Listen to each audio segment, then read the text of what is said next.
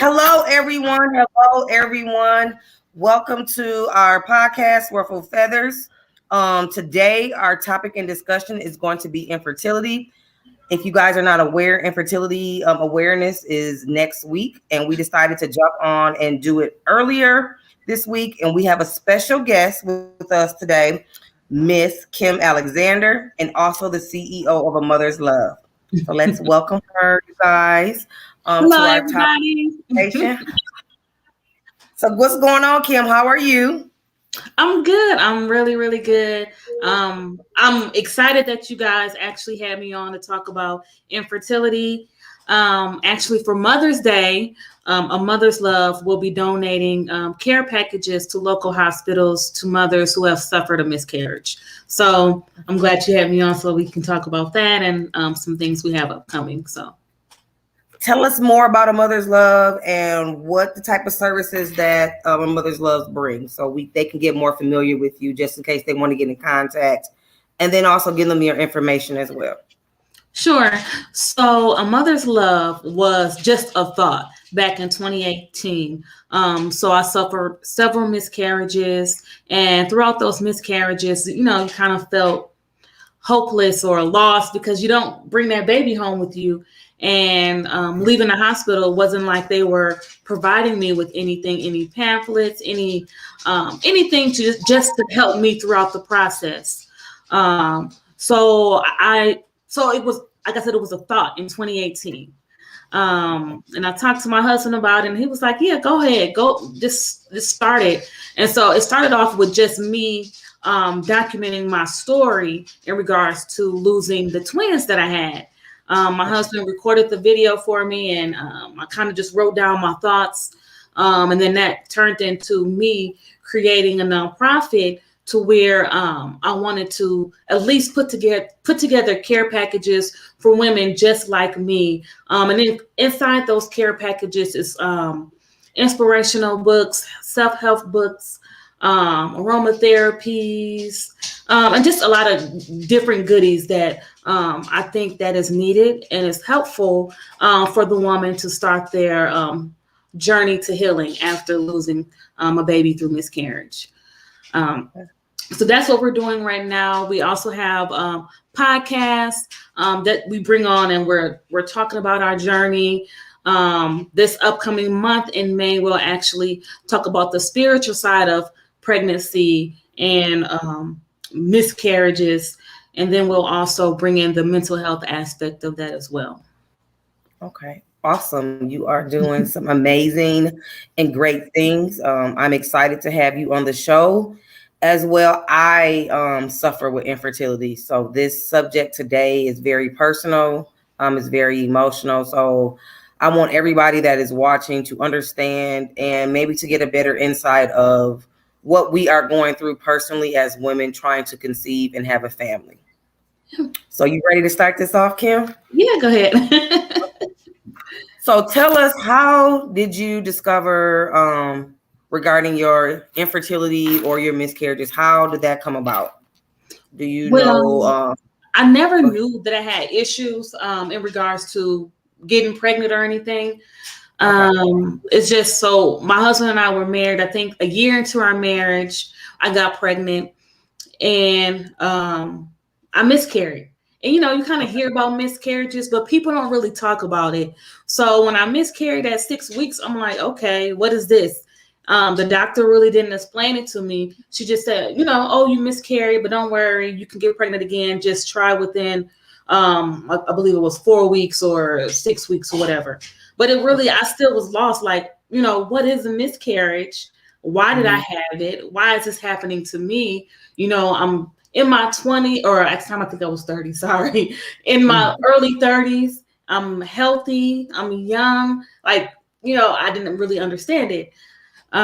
So I got pregnant right away. So after the first miscarriage, I miscarried at 6 weeks. I got pregnant right away. Probably within that next 6 weeks, I got pregnant again. So this time I was nervous because now that fear sits in, like, okay, am I going to have a miscarriage again?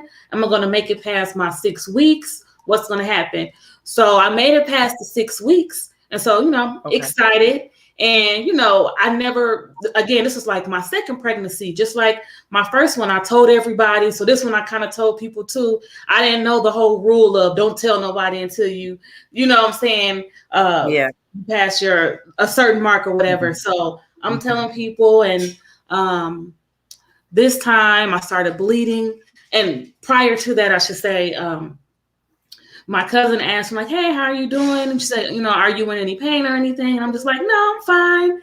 And then that night, I started having cramping and I started bleeding. And so that's when I began to get worried. So again, this was after my 6 weeks. I passed my 6 weeks mark. So I wasn't concerned. So I'm like, okay, I'm good. I passed my 6 weeks. I don't think I'm going to miscarry. But when I started bleeding, it was 10 weeks. So then I went to the doctor that Monday. The bleeding had stopped. So then she did an ultrasound just to see. She was like, I don't hear a heartbeat, but that don't mean anything. Let me just do a vaginal one just to make sure, I'm missing something. I could be missing something. And so then when she did the vaginal, the baby was on the screen, and then there was no heartbeat at that time. So then she was like, "I'm sorry, there's no heartbeat." And then she goes into talking about, well, since you're this far along, you will have to have surgery to have the baby removed. And I'm still like in shock of the fact that she just said the baby don't have a heartbeat. You know what I'm saying? So it was just like going from one extreme to the next, because now you're talking about surgery. What's a good day for me to have a surgery? And I really wasn't trying to hear that. So we had she made the appointment, and it was a week out. So I carried the baby for a whole nother week. Even though the baby didn't have a heartbeat or anything, I carried the baby for a whole nother week, knowing that, okay, in a week, I'm going to have surgery to have the baby removed. So Would that be considered like a stillborn? no, because it was only 10 weeks. I was only 10 weeks. So after that, it took a while for me to get pregnant again. However, I did go to a fertility clinic this time. And I just wanted them to just check to make sure everything was okay, that there was no issues that was causing me to miscarry. So they did a lot of tests, checked my tubes just to make sure there was no blockage or anything in that. And everything looked good. But this time I did have them assist me in getting pregnant. So they just took my husband's sperm and just inserted inside of me. And so I was able to get pregnant, but this time I was pregnant with twins. Right away, one of the twins was kind of smaller than the other one. So they said, this twin A may or may not make it just because the yolk is just a little bit smaller. So, I mean, it didn't bother me because I'm like, okay, if I lose one baby, I'll still have another baby. So, it didn't bother me. I was like, okay, I'm fine with that. So 6 weeks passed, that nervousness went away. Around 8 weeks, went to see the doctor, because at this point I was considered high risk, so I was seeing the doctor every week. So this week, at 8 weeks, I went to see the doctor, and the doctor was like, "Oh, I'm sorry, baby A don't have a heartbeat." But we kind of knew that that baby would pass anyway. So she said, "Don't worry about it. The baby will stay inside of you and just dissolve. So it will not affect your other baby or your pregnancy. The baby will dissolve and kind of just disappear on its own." So I'm like, okay, that's fine. So I wasn't worried because the other babies still looked good, had a strong heartbeat and everything. So when we get to 10 weeks, go to the doctor. And my husband had just got back into town, so he wasn't able to make the other 2 appointments that I had. So this would be his first time making these appointments. And so when he got back into town, I'm excited, and we go, and then the doctor looks, and she said, "Oh, I'm sorry, I don't see a heartbeat." So here we are again. So at this time, this is a whole different doctor. I switched OBs at this point. And so when she said that, I kind of laughed. I'm like, "Girl, quit playing." Because I'm thinking, she's joking. And she was like, "No, I'm serious. I don't see a heartbeat for this baby." She was like, "Let me just call in somebody else to just check." And so she called in someone else. They checked. They didn't see a baby, or they didn't see a heartbeat.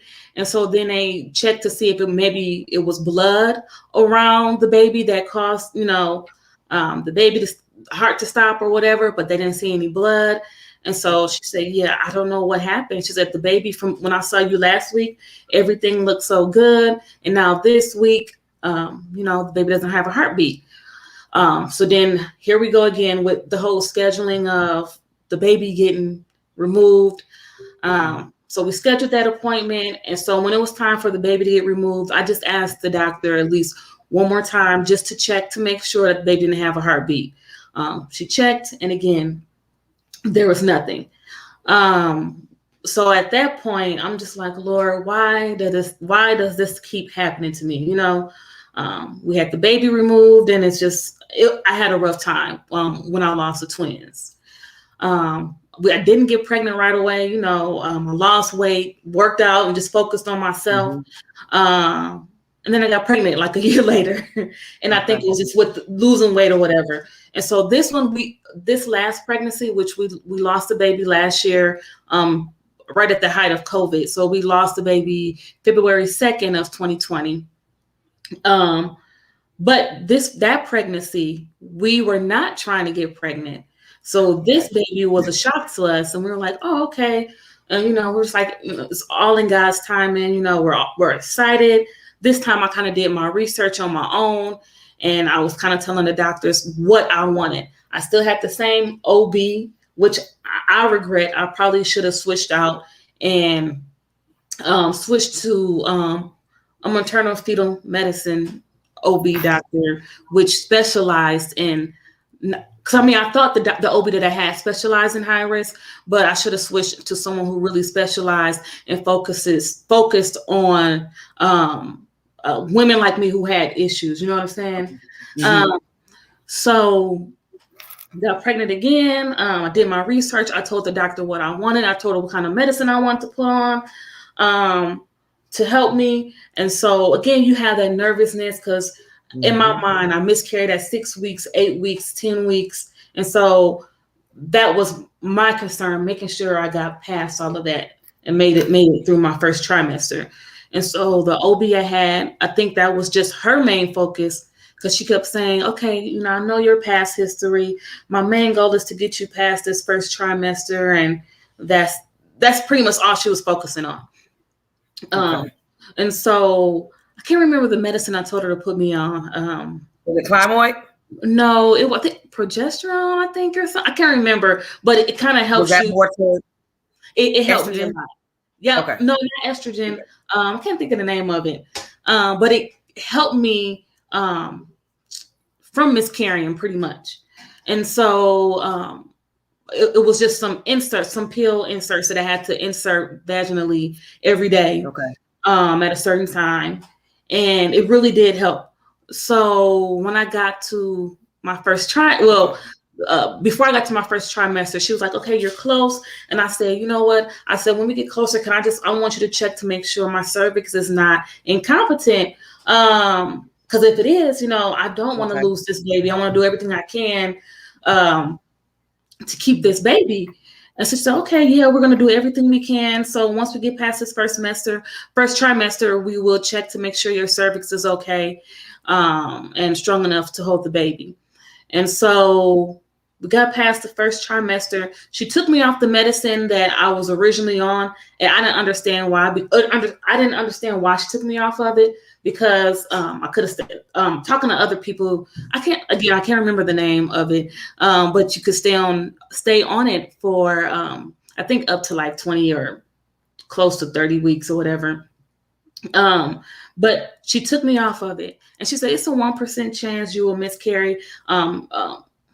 People haven't miscarried after their first trimester in a long time. So you're in your second trimester, you shouldn't miscarry. Well, she took me right off the medicine. And so that was a Thursday I saw her. A Saturday I woke up. I thought I used the bathroom on myself. And so I'm telling my husband, I'm sorry, I peed in the bed, but my water broke. And I didn't know it. And so that Sunday I was fine. That Saturday I was fine. Sunday morning I woke up, I had a little spotting. I wasn't cramping or anything. I just kind of felt full, like I had a full course meal and I ate. So my stomach felt really full. So I called the emergency line and I just told them like, hey, I'm kind of concerned. I have a history of miscarriages. I'm kind of spotting right now. I'm not cramping or anything. And so they weren't concerned. They said, it's part of pregnancy. You'll probably bleed. It'll be fine. Just see your OB on Monday. And so I went on through Sunday. I went to church, was still spotting. When I got home, still spotting. I wasn't cramping. Again, I just felt full.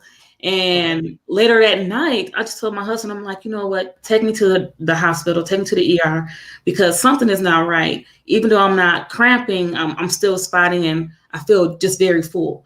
So we went to the ER and they checked me in. I went to the room and the nurse was like, well, before we do anything, we'll do an ultrasound, but let's just get a urine sample. So I'm like, okay. So I left out the room, went to the bathroom, used the bathroom. And while I'm using the bathroom, I could feel something coming out. And so I'm thinking it was a clot or something. So I kind of just put my hand down below just to see what it was. And as I was putting my hand down below, I started to see the legs and the hands. And I lost it. At that point, I started screaming. And so the baby ended up falling in the toilet. And I didn't even look. I pressed the emergency button at that point, and I remember the nurse coming in and she was like, what's wrong? And I couldn't even talk at that time. I just pointed to the toilet and then she was like, oh, it's okay. It's okay. You know, I'll get the baby. And so she got the baby, kind of wrapped it up. And she helped me to the room. And so my husband was in the room and he was like, what happened? I heard you screaming. And so then the nurse had to explain to him, you know, she lost the baby. And then at that point, I think my husband and I we both broke down, because at that time we thought like, you know what, this is it. This is something that we weren't expecting. You know, we got pregnant out the blue and, you know, we did everything right. We're living like how we're supposed to live. And it was just horrifying. Like it was just, I don't know, it was like a nightmare. And just for that one quick moment, my husband and I looked and we just was like, we had to be that 1%. You know, like the doctor talked about, only a 1% chance. And it's like, we had to be that 1% to where, you know, we miscarry in the second trimester. Mentally, it was hard. Because, you know what I'm saying? Because you plan your life, you grow up and all, you know, as a woman, you grow up and say, you know, I want these amount of kids. I want to get married at this time. So when that time comes and it doesn't happen, it's like, man, what's wrong with me? Why do I keep going through this? You know what I'm saying? Like I'm doing what I'm supposed to do. I don't smoke, I don't drink or anything like that. And I'm not knocking anybody who does that. So, but just for me, knowing that I know I live a healthy life and I'm knowing I'm not doing anything to hurt my body. So, you know, how come we keep going through this? And so literally for a moment while I was in the hospital, I'm like, Lord, I'd rather just be with my babies. And that's a hard thing to say, but you know what I'm saying? Like keep losing baby after baby after baby. It's like, you know what I'm saying? Like, why keep going through that? You know what I'm saying? But that was only for a quick moment. But I had to recall to my mind. I mean, if you're not spiritual, it will be hard for you to get through the process. You know what I'm saying? I had to recall to my mind of the dreams that God showed me, showing that my husband and I would have a baby. Even when we lost the twins, in a dream, he showed me that it would be okay, because he showed me having a baby, watching a baby play in a playpen and holding the baby. So I know that it would happen. It's just, it wasn't the time yet. And I just believe that each and every time I miscarried, it was for a reason. God was protecting me from something, because we never know what our body is going through. Even this last pregnancy, being pregnant during COVID, who knows? I could have lost a baby and I could have lost myself, you know, could have lost my life, you know, carrying a baby during this whole pandemic. So, I mean, I'm just very thankful for God even allowing me to get pregnant, going through the process, and just being a testimony for somebody else that can help them get through. So, I mean, I'm not stopping. So we're still trying, and we're believing that God will make a way. So I commend you, Kim. I know this is how me and you bonded, actually how we met, because our spouses are best friends. So we met, but we connected on a different level due to what we experienced. I currently have, it's called POX, but it's polycystic ovary syndrome, and I have suffered miscarriages. It's very hard. It's draining. People really don't understand the backlog to it, especially when you see everyone around you building families and you're trying and you're not knowing what's going on.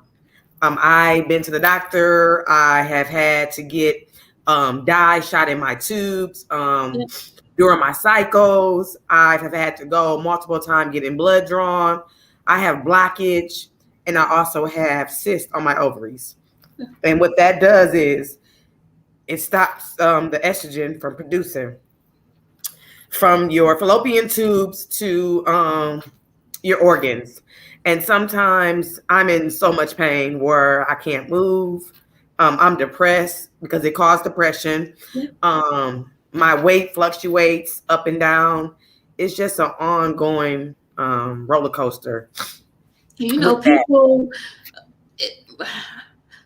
are, I don't think people tend to be insensitive, but I remember someone telling me, like, well, maybe it's not meant for you to have kids. And I told them, I said, I don't receive what you're telling me, because God didn't tell me that. So I don't care what you're talking about or what you think.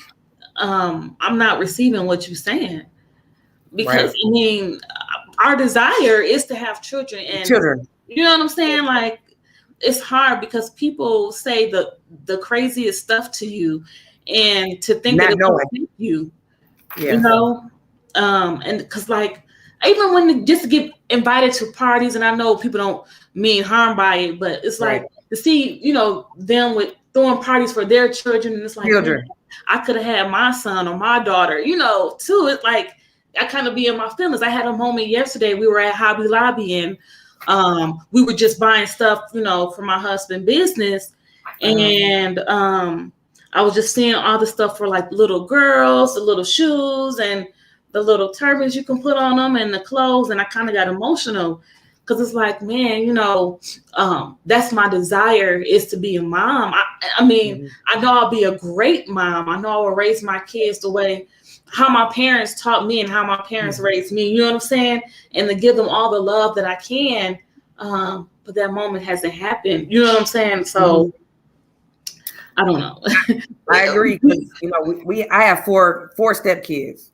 And we have two primarily in the household. So with them being with, you know, us every day, that takes a toll on me, because it's like, I'm doing this, but why can't I have my own?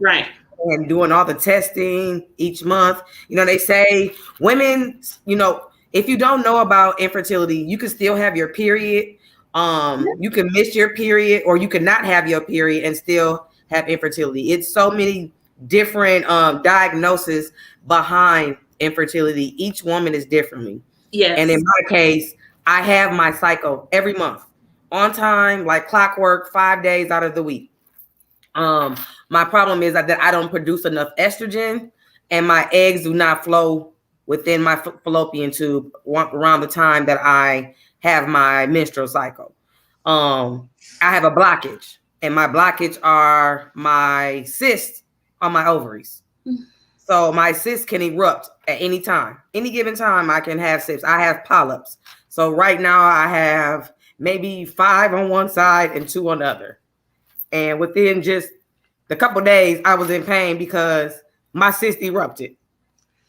And right now I'm in pain, but I get through because I'm used to it. So I know how to deflect the situation. I have to make an appointment again next week so I can go in and get checked, because sometimes what women don't know, when you have miscarriages, you have to go get a DNC. And they have Yes. to check in the inside of you to clean you out to make sure that you're still healthy. Those are so painful. Those are very painful.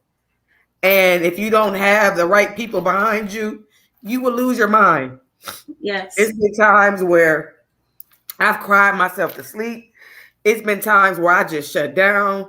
It's been times where I don't even like seeing pregnant women because I feel like, what did I do wrong in life for me not to able to conceive? So maybe once I get married, a lot of things would change. But I felt like this topic right here is very important and needed. I pray more. I try to change my diet. You and I started taking our fertility stuff together. In 2017, me and Jamil lost our baby. I had a miscarriage, and that took me down. Like, I was so depressed. Like, I didn't want to do nothing. I just wanted to die.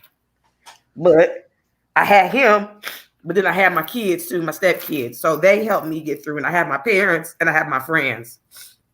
My goal today for this show is just to be more aware of what's around us and what we can do to help women like ourselves, because people really do not know what we go through on a day-to-day as far as the pain. And I definitely think that it's a topic that has to be talked about more because people don't talk about it. They shy away from it. Some people think it's embarrassing to talk about. But I mean, through this journey, I found out that so many women had miscarriages that I didn't even know about. Yes. So it's definitely a topic that we need to talk about.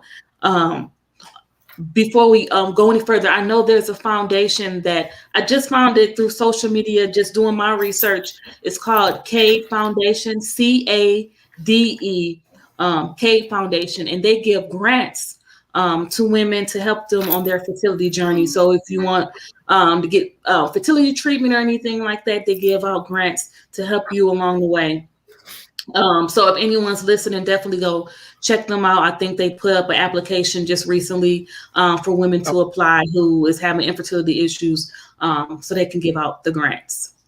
And it's very expensive to go in to have these treatments done, and your insurance does not cover that. No. That is one thing that me and Jamil tried. Even when we went to go get our blood drawn and things of that nature, we had to pay out of pocket, and that gets very expensive. So a lot of people eat vitro, like you said, the insemination, that stuff is not covered by insurance. So a lot of that stuff, when people are going in to spend their time and money and energy on that, and they're let down, I fully understand where they're coming from, because people exhaust all their means. Yes. Financially, physically, emotionally, just to have that love that they desire. And sometimes it does not always go as planned. It could be, a good timing, and it could be a bad timing. But most of the stories that I read, it's been more of bad timings because they had to do it more than once. Yeah. And I know we talked about adoption and a surrogate, but all that is expensive. It's very expensive. And like you said, your insurance won't cover it. So it's just a lot of people opt out of doing those two things. But I don't know. I know we're going to get through. I know it's going to happen for you and I, and for other women too. Like I said, I just really think it's a topic that needs to be talked about more. Because like I said, people are, when people have or when women have miscarriages, it's like, what is that? Like, what are you talking about, miscarriage? Because it's not talked about. Not even when you go to your doctor visit, or you just, regular. It's not something regularly talked about. So. Yeah, me and Jamil suffered. It's been 2 miscarriages. We had the one in 2017, and then we had one the year before last. And I totally just disconnected from life as itself. I feel like there was no hope for me. It was a lot of things that I had to do different. I also had I had a hormonal breakout due to the stress from my infertility. Like, my skin had gotten really, really bad. I was taking medicine that the doctors had prescribed to me so I could obtain it, but my body was rejecting it so bad that my skin started to show on the outside. So I had to stop doing that. And after that, Kim, in all honesty, like I really gave up on just having a baby. Like it's, I'm just like, if it happens, it happens, because I feel like I'm tired of being let down. I'm buying pregnancy tests every month. I'm excited. I'm eager. I want to tell my family, tell Jamil, you're gonna be a dad. But then it's like I get my cycle, then I'm like I'm let back down again. So I mentally just stop doing so many things when it comes to that aspect. I mean, I bought the fertility stuff and I stopped taking it because it's like I didn't even get the response that I wanted. Maybe if I would have took it longer, I could have got it. But when you're so used to being let down in that particular situation, you just say, hey, forget it. And that's where my mind is right now. Like, if I have one, I'm blessed. But I just said, maybe it's not for me, But I have been doing a lot of more research. But it's the more research I get, the harder and more emotional it becomes, because it's like, oh, I have this. I did this already. Now what else do I have to do? Then it's like, well, let me run more tests. How many more tests do I have to take? Right. So that it gets just very discouraging. Praying more.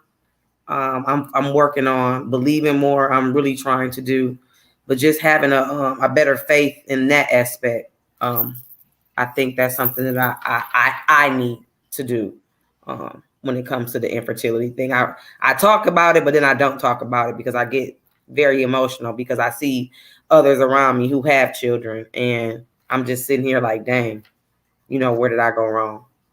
And it's not about where did you go wrong. You know what I'm saying? It's all about in God's timing. Like that, I'm telling you, that the word is what keeps me going, knowing that in his word, God cannot lie. Just because I've had these miscarriages and I've been going through, like I said, things happen for a reason. But I just look at it as I got through each and every time. You know what I'm saying? And I'm not trying to make this about, church or whatever. Yeah. But like I said, God is the one that really helped me get through, because there was a moment when I just felt like, I'd rather just be with my babies as opposed to just being here if I keep miscarrying. But I had to recall to my mind how good God has been to me and how he got me through each and every time. So this is just a light thing to him. You know what I'm saying? I know that I can get pregnant because in his word, he showed it. So, I think we just got to trust and believe and hold on to God's word, knowing that he's going to do exactly what he said he's going to do, and for that, that's why I really created A Mother's Love, because some women may not know how to get through, may have a tough time. Their mental may play on them to where they don't know how to cope with the loss. And so that's why I really wanted to create a group of women to where we can talk about our issues and talk about what we've been through and how we got through and what keeps us going. Now, do you have any like doctors that you would recommend, or any herbs, or do you believe in that type of stuff? Because I was taking fertility tea for a while, and I stopped. I feel like I do things. We were taking Pink Stork. I like Pink Stork. I like their products, all their products. So I do vouch for Pink Stork. Pink Stork is good. I really like them. But I don't take any like special herbs or anything like that. There are some great doctors at Frater Hospital that work in the maternal fetal medicine clinic. I will shout out one, Dr. Bosler. She's a great fertility doctor. So she has a campus there on Frater, but she also has one in Menominee Falls and at Community Memorial, or not Community Memorial, I'm sorry, North Hills in Menominee Falls. Great fertility doctor. She definitely would have a consultation with you and check to see, just to make sure like everything is all good before you get pregnant. But like I said, Frater has some great OB doctors that specialize in incompetent cervix or any of the other issues that you may have with getting pregnant. So I will suggest if someone wants to seek out a doctor or OB, a great one, definitely do your research and check out some of the ones that they're at Frater at the maternal fetal clinic. So what are the things that you and your husband are currently doing to, I guess, to restart over? What have you guys done? Have your relationship got like tighter? Has it strayed away some? Do you feel like it was a disconnect between you guys at one point in time? I don't think it was ever a disconnect. Okay. Through the process, I do believe it brought us closer together. We were already close and everything, but it definitely brought us closer together. My husband is more like he don't show his emotion a lot, so That's because Jamil. he want to be strength for me. When I'm having that, when I'm having my breakdown or whatever. But there's moments where he will break down and cry or whatever. But I definitely think that through the miscarriages, it definitely has brought us closer together. We're not actively trying right now. We did talk about if for whatever reason we don't get pregnant or whatever, we'll visit the topic of adoption again. But we do definitely want to have our own. But right now we're not actively trying. So I actually did the adoption thing. This was prior to before me and Jamil. My parents, before they left from out of town. I had got all the paperwork. I had submit everything in, and I stopped. I started to feel like, should that be something that I really look into? Because what I was afraid of is eventually, when that child gets older, I'm going to have to tell my child, like, you're not physically mine, biologically. And I felt like, I don't know if I will be able to really do that, because that's going to be an attachment for me.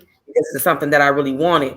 But then too, I will have to make sure that I will want to make sure that the child that I do adopt eventually finds out who their family is, because that's going to play a lot of how my child grows up, what type of, mental or conditions they may have physically, emotionally. There'll be only so much that I can have, because I just wanted a little baby. I didn't want a child that was already, developed like a 8-year-old. I wanted something that I can nurture and be a part of growing up, diaper changing, first walks, first words, going to school, like things like that. And I stopped doing all that because that's what I was afraid of. So what would you like if you guys did do the adoption? Would it be a newborn, or would it be more of a child that was just in need of a loving family? I definitely want a newborn, because I don't want to miss those opportunities of, like you said, changing diapers and getting up late at night and stuff like that. So I definitely would want a newborn to start off. I never really, or I haven't thought about the fear of, once they get older, you're letting them know, hey, I'm not your biological mom. I never thought about that, because at the end of the day, I'm gonna love them regardless, whatever the outcome is. So if we decide to adopt and, they want to, when they get older, go visit or connect with their biological mom, I don't think I would have a problem with that, because then I still would know that I've done the best that I can to raise that child, to be a God-fearing child and, loving and everything like that. So. Now, what would you recommend for someone also that's doing that wants to do adoption? Is there anything that you would want to pour into them about that? I don't, because I don't know. I don't know much about it, so I don't want to say the wrong thing. I got the forms just like you, but I just never filled it out. Okay.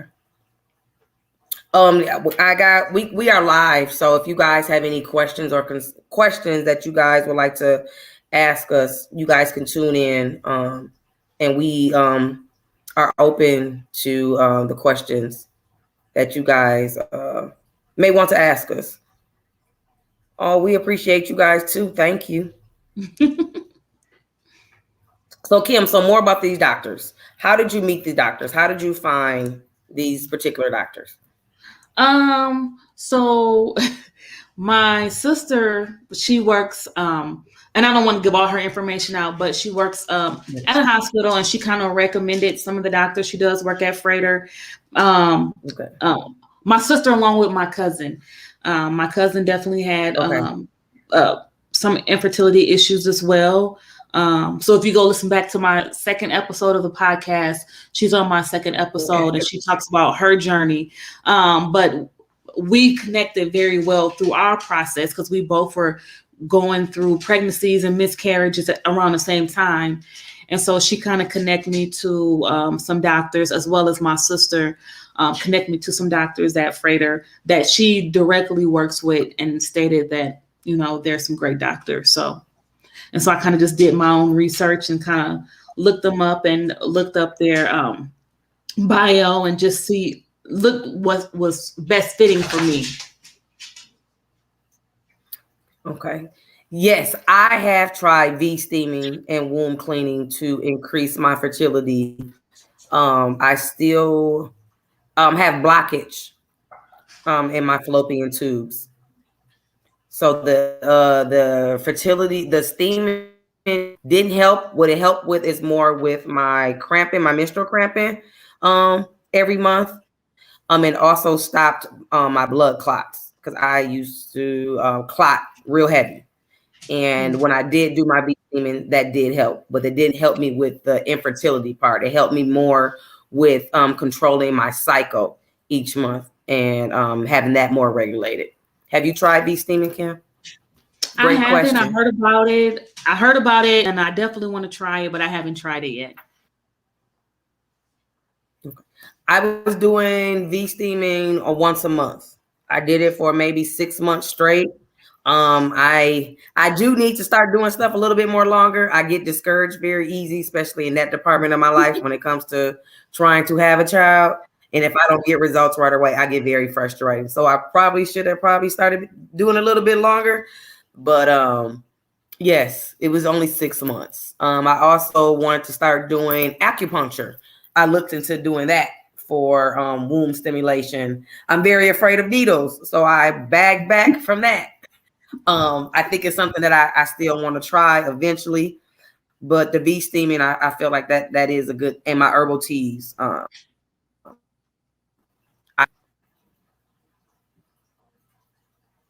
Any question, Kim, for me? Anything for the audience you want to? No, I'm open for any questions that they may have for me or may have for my business, A Mother's Love. Yeah, any questions that you have, I'm willing to answer Let's talk them. about that. Let's talk about more about that. Let's talk about more about A Mother's Love. How can they get in contact with you with all the questions or any concerns? So I am on social media. Yes. You can reach me on Facebook, A Mother's Love Inc. INC, and love is spelled LUV. So it's Mother's Love Inc. on Facebook. I'm also on Instagram, A Mother's Love WI for Wisconsin. So it's A Mother's LUV WI. I'm also on LinkedIn as well as I think that's it. Just Facebook, LinkedIn, and Instagram. I also have a web page, A Mother's Love. And for you guys that Go ahead, Ray. just tuned in, can you tell her can you let them know what A Mother's Love is? Yes. Your organization. So A Mother's Love was created for women just like us who miscarry. We provide care packages to those mothers and donate them to local hospitals. In those care packages, it's just stuff to help them along their healing journey after a miscarriage. We also have a podcast where we talk about stuff just like this, about miscarriages, how it affects your mental health, the spiritual aspect of miscarriages, and so forth. We're looking to expand, so hopefully over the next few years we can create a conference for women where we all can come together and talk about our issues and bring on some doctors to talk about the miscarriages and how you can get fertility treatment, bring doctors to talk about surrogacy, adoption. So that's something to look for in the future. We're trying to get that in the works to happen in a couple of years. So I would love to be a part of that too, Kim. Of course. Start reaching out to women and that have our conditions and that are struggling. My inbox is always open to talk. So I think that'll be Oh, super dope for us to do. absolutely. I see it's a message saying where can they provide or provide information for donations. Um, so if you go to my Facebook page, there should be a link on there that gives you the opportunity to donate to a mother's love. Otherwise, you can go to my webpage, which is a mother's love, a mother's love Inc. wi.com, and then there's an option for you to be able to donate.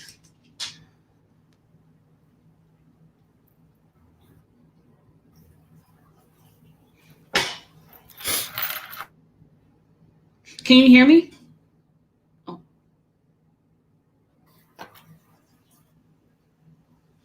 Ray, can you hear me?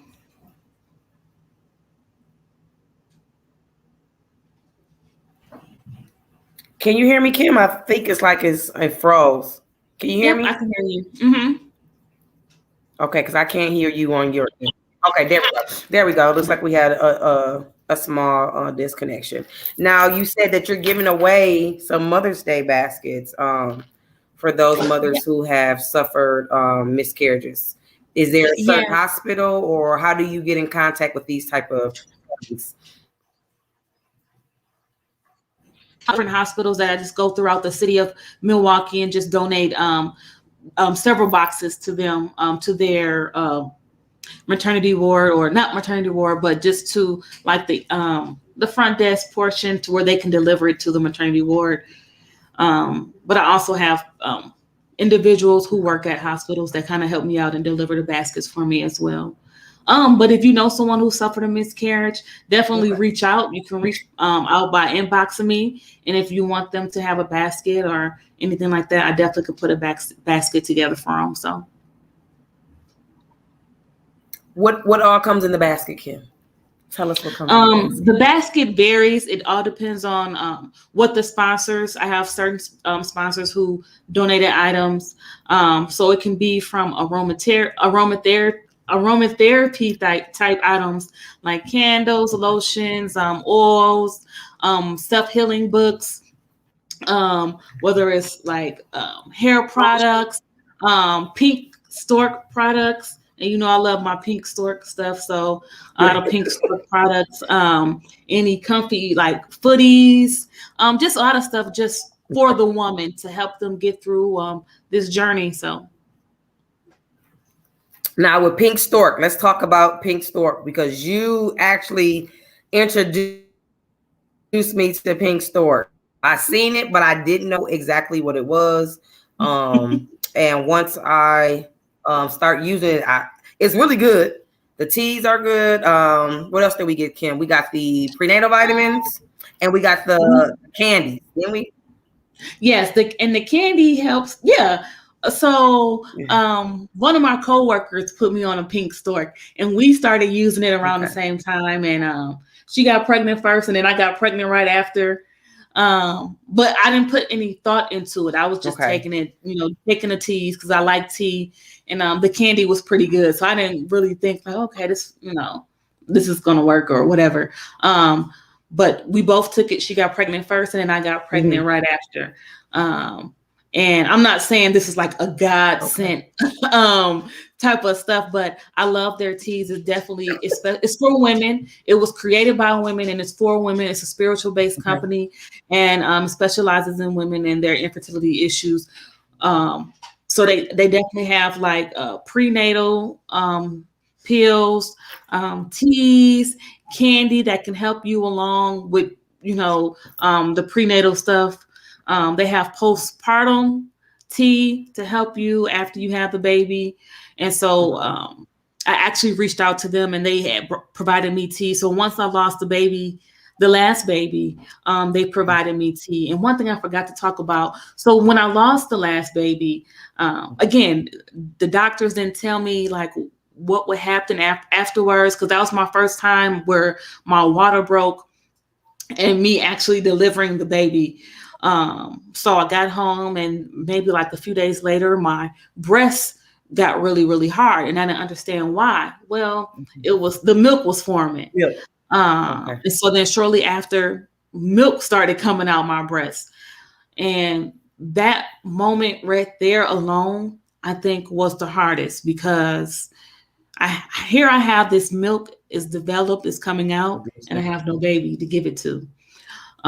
So I think that was the most hard for me at that moment to get through because it's like, what do I do with this milk? You know what I'm saying? I don't even have a baby, and now I have milk being developed. So that was very, very hard for me. I haven't actually got to that stage, so that's very informative to me. I always get to I would bleed right away, or I'll miss my cycle, and Mhm. then I'll clot, and then that's how I will find out if I had a miscarriage or not, because I will be in so much pain more than I would normally have with my cycle. And then I will go to the doctor, and they will say, they'll do your blood levels. That's how they will test to see if it was a Mhm. miscarriage or not, because that's the first question that they ask. And I'll say, yep, I have my cycle, but I was bleeding really heavily. And they'll say, well, your levels is high for estrogen, but you Mm. haven't made it this far yet. So it was like, I want to say a prenatal thing type of thing going on, but I've never got to the point where I can be like, hey, I'm pregnant. Like, I can celebrate that. It's always been, Right. I found out because I had a miscarriage prior to me even knowing that I was pregnant. You was pregnant. Wow. Yeah. So Yeah, I think that was I probably one of my toughest. Just developing the milk, and it leaking out, and I'm mm, like, okay, what is this? And not really realizing it because I just lost a baby, and you know, I don't know. That one was really really hard for me. So. okay. Well, I just want to say I commend you today. I appreciate you speaking not only to myself more, but other women around us, because we all experience infertility and miscarriages differently. And we all have different stories to tell. Um, we have some people on here saying that's how they found out that they miscarried too. Yeah. Any words of wisdom or advice you would like to give to the women or the families that are listening? Just Thank stay you. encouraged. Don't give up. This is not the end of it. Just keep the faith. You know, God is a man that he won't lie. So just believe, and it's everything is in God's timing. Again, just don't give up. Just keep the faith. Okay.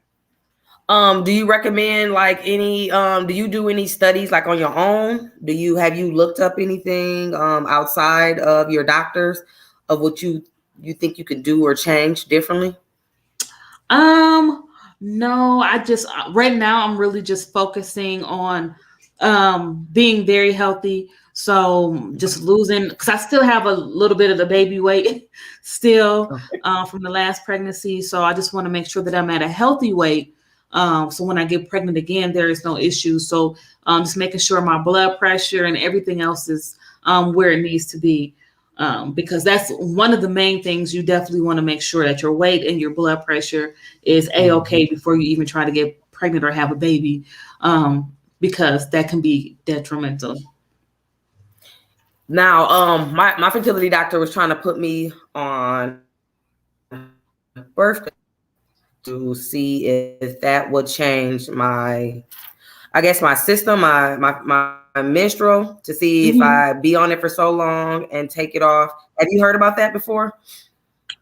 You kind of faded out just a little bit, but you said putting you on birth control.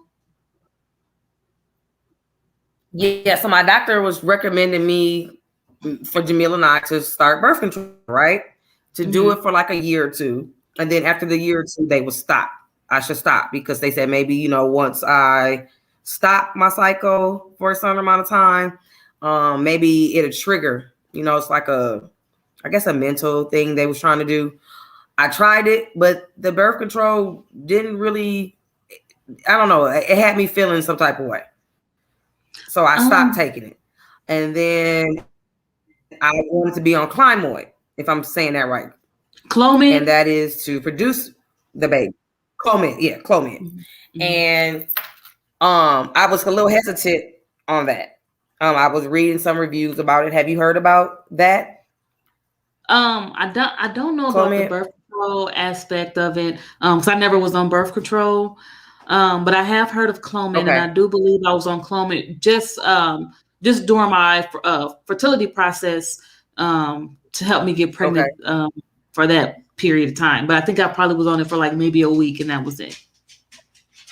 Okay. And how did you feel about that? Do you feel like it was something that you would recommend? Um, I don't really know because I was on Clomid for just a short time, and that was just to Okay. if I can't remember. I think I was on it just so um what was it for? I just know it was for my fertility treatment, and it was just only for a period of time, and then I got Okay. pregnant right after. So Okay. Okay. And then what about estrogen? Have they preferred you to take more estrogen, like estrogen shots or anything? no. No. Okay. Mm-hmm. Because they was trying to do the artificial simulation with me. Mm-hmm. I think it's very pricey. I swayed away from that right away. I felt like I didn't feel like it was going to work even with the price because there's no guarantee in Mm-hmm. that. And I think I was looking more for a guarantee. How do you feel about that, Kim? Um, I don't know. I don't know. To me, I had a great experience when I um did the whole fertility treatment thing. It's just the Okay. loss of the babies afterwards. But to me, I Mhm. just blame it on me not having an OB that specializes in my particular situation. Um, Okay. so I can't really say yeah or no how I feel. Like I said, I like the process, the fertility process that I went through. So I really do think and believe that it's all about the type of OB that you have. If your OB specializes in your particular situation, because I if don't they think I had don't, a quarter one. right, and if Yeah. you don't, then they're not going to know, and they're just going to Yeah. treat you like a normal pregnancy. Yeah. So. Yeah, I don't think I think my next doctor that I go to will be African American. I Mhm. feel like the doctors that I had, they couldn't really understand or relate to what I was experiencing as far as my infertility. And it was very draining and frustrating because I don't felt like they really took the time to get to know me and my back history. It was just more of, I'm going to give you this and try this. I'm going to give you this to try this. Nothing Mhm. that I felt like I needed at the time. And if I tried it and I felt like it wasn't enough Yeah. um, that I needed. So I think that was where I started to get depressed and giving up because my doctor wasn't everything that I desired it to be. So at this point, I'm still looking. That's why I said I wanted to get more information on, where do you suggest that others like myself could go? Yeah, you definitely have to do your research in regards to who your OB is because it makes a world of a difference because they will fight for you in regards to what's going on with you and the baby. Mm-hmm.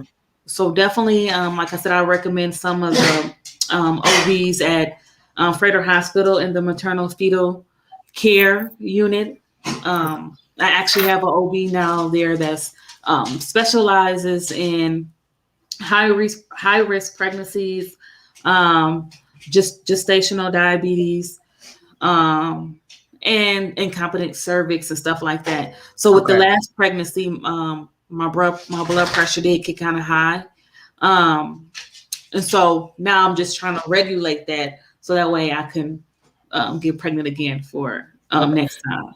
So when you mean regulate, is that more of working out, watching what you eat? Yep. How are you? So yeah, working out, watching what I eat, but also right now I'm on a pregnancy friendly um high blood pressure medicine. So Okay. that way it doesn't affect the baby when I do get pregnant. But yeah, I definitely want my blood pressure at a decent level before I get pregnant. So Okay. I have been working out a little bit more but my weight seems to fluctuate more. I've been trying to drink a little bit more water. I don't eat vegetables, and I have to. Yes, so I'm working. Everybody knows me. Knows I do not eat vegetables. And my friend Sheena always, and her and Sequoia always say, Ray, once you start eating your vegetables, you'll start getting, you're gonna be pregnant. I have to like drink my I have to drink it. I cannot physically eat a vegetable. But I've learned certain things gives me chemical imbalances because I have sometimes I have anxiety attacks real bad. Oh. And I think that sometimes can trigger to what's going on with my body and my mental condition and all that, me being able to bear a child. So I do believe having a healthy body does start first with pregnancy. So I am currently working on that part. And then hopefully by the time me and Jamil gets married, we'll try again to see if that'll happen. Somebody said they heard about with the birth control. Yes, that's what the birth control was more focused on them trying to give it to me for a certain amount of time and then taking me off of it to see will I conceive quicker. And the birth control, it tore me up. It was not nothing good that I can that I was able to do. So I immediately got off of that aspect for trying to conceive. Mm. You guys have any other questions for us? No. Thank you guys. We truly appreciate you. Thank you. Okay. Well, you want to wrap it up, Kim? Oh, sure. Okay. I definitely thank you guys for having me on the show and tuning in, talking about miscarriages. Like I said, it's definitely a topic that needs to be discussed and talked about because a lot of us don't talk about it because we're embarrassed about it or, it's just something that's just not heard of. But right. I'm definitely glad you opened up the forum and so we can have a discussion about it. Again, for those who are inquiring about my nonprofit, I have a nonprofit called A Mother's Love. It's to help women just like Ray and myself who suffer miscarriages. So I donate care packages to local hospitals to help women who may have miscarried. This Mother's Day, I will be donating care packages to local hospitals because at the end of the day, you're still a mother regardless if you miscarry or not. So I definitely want to give care packages to those women. If you know someone who may have suffered a miscarriage, reach out to me, inbox me. I'm on Facebook, A Mother's Love Inc. And I'm also on Instagram at A Mother's Love WI. So love is spelled LUV. You also can reach out to me on my webpage, which is A Mother's Love Inc.wi.com. There's also an option there for you to donate as well. I also have a podcast for Forum Justice This. When we talk about miscarriages, we'll be talking about next month the spiritual aspect of being pregnant and miscarriages. And we will also talk about mental health in regards to miscarriages as well. So again, thanks, Ray and Ruffled Feathers for having me on the podcast today. I really appreciate it. We appreciate you. Today has been a very eye-opener, something that we experience every day. I was kind of scared to do this.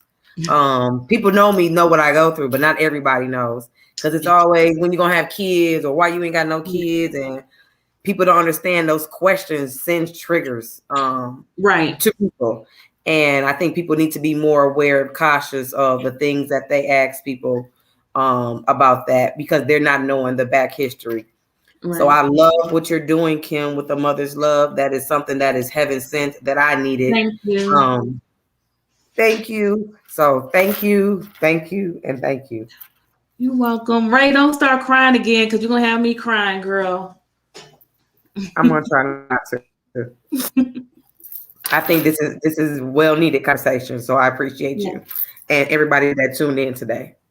Thank you, guys. So thank you so much, guys, for tuning in to us. Again, if you guys need any anything from Ms. Kim when it comes to infertility, her organization, please reach out to her. Also, you guys donate to my Mother's Love charity nonprofit organization. She helps women all around to give them that comfort and support that is needed.